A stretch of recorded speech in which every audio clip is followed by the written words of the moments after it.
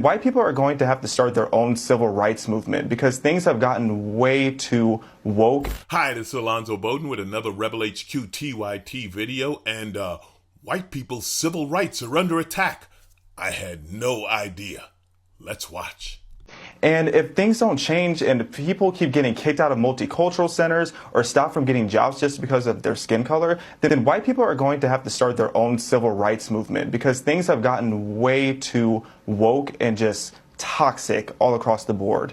A wise man once said that when you're used to privilege, equality can feel like discrimination. But then what does he know? He's just a wise man. You guys have Xavier, and apparently white people have been discriminated against at multicultural centers and even turned down for jobs because they're white.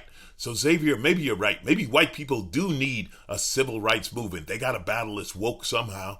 But here's the problem, Xavier. Here's the problem. First of all, white people are going to have to find a right that they don't have, which is going to be kind of difficult to find here in America. And then, and this might be even more difficult, Xavier, they're going to have to find non-white people in power who are taking their rights away.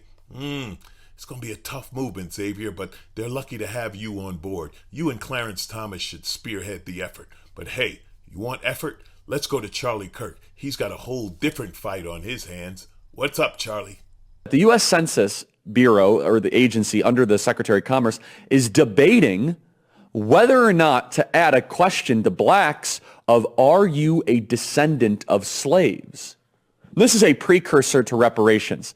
And I am not a pessimist, but I want to be very clear that the pace that we're moving right now, you are going to live in a country where there is reparations.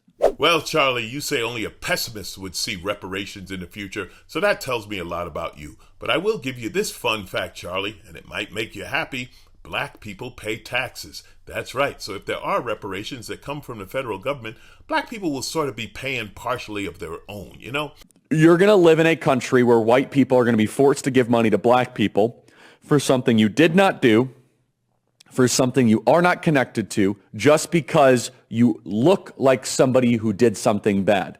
Now you say you didn't profit from slavery, you didn't own slaves, etc., etc. Well, Charlie, I know you wish you had owned slaves, but you missed what you call the good old days. But how about this, Charlie? Back when your great-great-grandfather was supposedly building the country, black people's great-great-grandfathers weren't allowed to participate. That's right, you had a head start. Black people couldn't get a loan. Black people couldn't own businesses or property. There was a period, Charlie, where black people weren't even allowed to read. So yeah, you did kind of have a head start. And you said black people should build it themselves. And guess what? They did. They had Black Wall Street, and it was a financial boom, and it was working down in Tulsa, Oklahoma. How do I know it was working? Because white people came in and burned it down and killed them all. And you know what, Charlie? Those white people looked a lot like you. But you want reparations. Let's talk reparations, Charlie. So I have some very simple questions for the reparation crowd. Do white people get money because our ancestors, 600,000 of them, died in the Civil War? Well, Charlie, first of all, I want to thank you for admitting that the Civil War was about slavery. No more of that state fright nonsense, okay? Now, your numbers are a little off. Of the 600,000 who died, 250,000 of them were on the Confederate side, so they're not going to get reparations. And you know what the Union soldiers got, Charlie? They got paid. That's right. They got paid. Slaves didn't get paid. And that's what the reparations would be about, Charlie. Sort of like back pay. What about new blacks into the country? Nigerians, Haitians, people from Western Africa that have immigrated in that last 20 or 30 years. They have to pay reparations to other blacks that claim to be oppressed.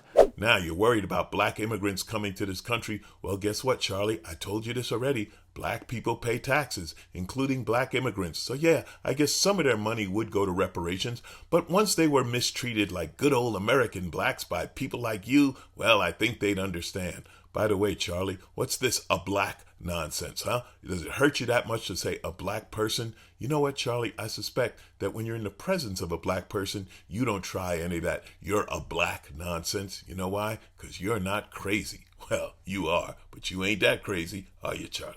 So let me get this straight.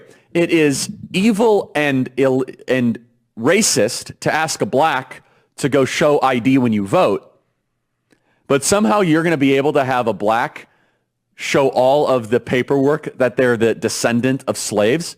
Well, Charlie, here's an idea. If the idea of reparations bothers you so much, how about you just start by leaving black people alone? That's right. Just leave us alone. Tell Karen to stop calling the cops on us. Stop trying to make it more difficult for us to vote or redistricting in ways that our voting power doesn't count. Stop trying to write us out of the history books. Just write history as the truth, Charlie. Here's an idea. Live and let live. Yeah, just leave black people alone. We're doing all right, Charlie. We got no beef with you. You have no reason to fear us. And here's the thing, Charlie, and this might surprise you, but you might even make a black friend. That's right. You may even have a black friend of your own, if you can find a black person willing to lower their standards enough to accept you.